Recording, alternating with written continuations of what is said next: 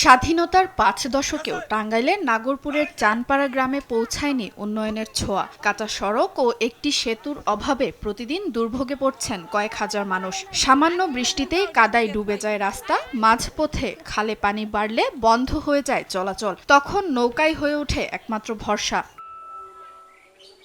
গ্রামটির প্রধান সড়কের মাঝখানের খালটিতে সেতু না থাকায় বছরের বেশিরভাগ সময়ই ঝুঁকি নিয়ে পারাপার করতে হয়। ফলে কেউ বিপদে পড়লে বা অসুস্থ হলে দুর্ভোগের অন্ত থাকে না এই জনপদের মানুষের।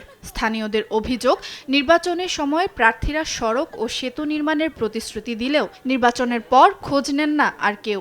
দরকার ইমার্জেন্সি মানে কেউ গুরুত্ব দেয় না। কোন চেয়ারম্যান মেম্বাররা বললে নির্বাচন আসলে বললে কিন্তু নির্বাচনের পরে আর খবর থাকে না। মেয়ে বিয়া দিতে পারি না, কোনো মেয়ে দেখ পারে হেপার না, কয় তোমার দেশের মেয়ে নিম না, গাড়ি যায় না উপাইলে। কোন অসুস্থ হইলে তারে সাইন বেঁধে নেওয়া হয়, দৌড়াদৌড়ি করে নেওয়া হয়।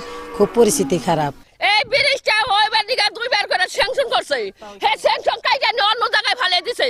এলাকার দুর্ভোগের বিষয়টি বারবার উপজেলা পর্যায়ে উপস্থাপন করা হলেও কোনো কাজ হয়নি বলে অভিযোগ স্থানীয় জনপ্রতিনিধির। রাস্তাটার প্রয়োজন এবং ছোট একটা ব্রিজের প্রয়োজন। এই চানপাড়া 30 মিটার ব্রিজটা এবং রাস্তাটা করে দেয়, তাহলে আমাদের চানপাড়া, গোবিন্দপুর, কলমাদের যারা সাধারণ মানুষ আছে তারা খুবই উপকৃত হবে। ওই এলাকায় সেতু ও রাস্তা নির্মাণ তৈরির প্রস্তাবনা দেয়া হয়েছে বলে জানিয়েছে এলজিইডি। আমাদের একটি প্রকল্প নতুন চালু হতে যাচ্ছে, স্বল্প ব্যয়ে গ্রাম সড়কে ব্রিজ কালভার্ট নির্মাণ প্রকল্প। সেই প্রকল্পের চাহিদা চাওয়ার প্রেক্ষিতে আমরা আমাদের ঊর্ধ্বতন কর্তৃপক্ষ নির্বাহী প্রকৌশলী দপ্তরে ওই ব্রিজটির চাহিদা সহ পাঠানো হয়েছে। এখন ব্রিজটির অনুমোদন পেলে আমরা টেন্ডারের মাধ্যমে কাজটি সম্পন্ন করতে পারব। উন্নয়ন বঞ্চিত চানপাড়ার খালের উপর সেতু নির্মাণ হলে দুর্ভোগ লাঘব হবে প্রায় 10টি গ্রামের মানুষের। তাই জনদুর্ভোগ কমাতে দ্রুত প্রয়োজনীয় ব্যবস্থা নেয়ার আহ্বান এলাকাবাসীর।